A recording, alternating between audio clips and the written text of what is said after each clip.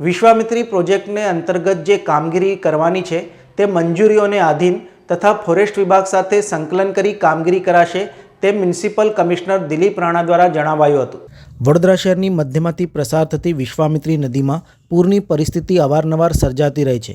તેમાં રાહત મળે તે માટે રાજ્ય સરકારે પ્રોફેસર નવલાવાલાની અધ્યક્ષતામાં તજજ્ઞોની કમિટી બનાવી હતી। તેઓના અહેવાલ બાદ કોર્પોરેશનનું તંત્ર હરકતમાં આવ્યું છે, જેને ધ્યાનમાં રાખી 24મીએ ખાસ સભા બોલાવાઈ છે, જેમાં વિશ્વામિત્રી પ્રોજેક્ટ અંગેનો અહેવાલ અને કામોની મંજૂરી માટેની દરખાસ્ત રજૂ કરવામાં આવી છે।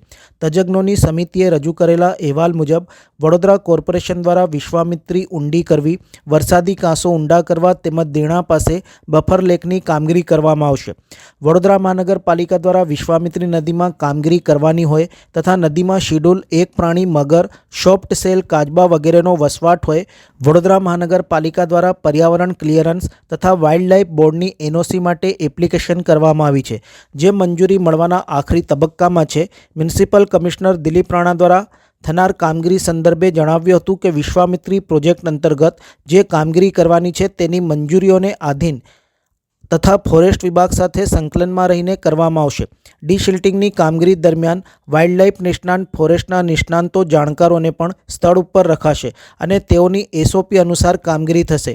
નદીના બીઓડીની ગુણવત્તામાં પણ સુધારો આવ્યો છે અને ઇમ્પ્રુવમેન્ટ માટે સતત પ્રયત્નશીલ છે, જે બાબતે અને ડીસિલ્ટિંગની કામગીરીમાં પૂરતી તકેદારી રખાશે તેમ તેઓ દ્વારા જણાવાયું હતું। એટલે જે દુઃખદ બે હમણાં ન્યૂઝપેપર્સમાં પણ હતા કે 2 મૃત્યુ મગરના થયા છે, એટલે એમાં કોર્પોરેશન તરફથી તો અમે હજી કંઈ એક્ટિવિટી ચાલુ જ નથી કરી। It may be any inquiry થાય ફોરેસ્ટ ખાતા તરફથી કે પછી એનું પીએમ થાય કે જે પણ એમની પદ્ધતિ હોય એ પ્રમાણે એ આવી શકે। અત્યારે હું એમાં કંઈક અમે વાઇલ્ડલાઇફ બોર્ડનું ક્લિયરન્સ માંગ્યું છે, એટલે એમની જે સૂચના આવશે, એમનું જે એનઓસી આવશે ત્યારબાદ મેં અગાઉ પણ આ વાત કરેલી છે કે ત્યારબાદ જ અમે વિશ્વામિત્રી નદીમાં જે ડીસિલ્ટિંગની કામગીરી છે ચાલુ કરશું।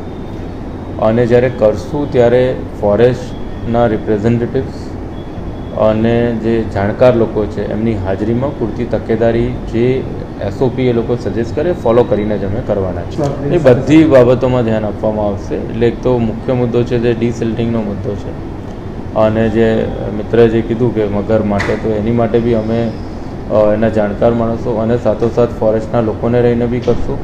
અને અમારા જે બીજા બધા એસટીપી અત્યારે જે અમે કેપેસિટી એન્હાન્સ કરી છે, અટલાદરાની કરી છે, તરસાલીની કરી છે, એની ક્વોલિટી એન્હાન્સ કરી છે, એટલે જે બીઓડી જે નદીમાં હોય એમાં ક્વોલિટીમાં ઇમ્પ્રુવમેન્ટ આવ્યું છે અને અમે સતત પ્રયત્નશીલ છીએ કે એમાં ઇમ્પ્રુવમેન્ટ આવે। એટલે એ બાબતે પણ અમે કાર્યવાહી કરવાના છીએ અને જોડે જોડે ડીસિલ્ટિંગની કાર્યવાહીમાં પૂરતી તકેદારી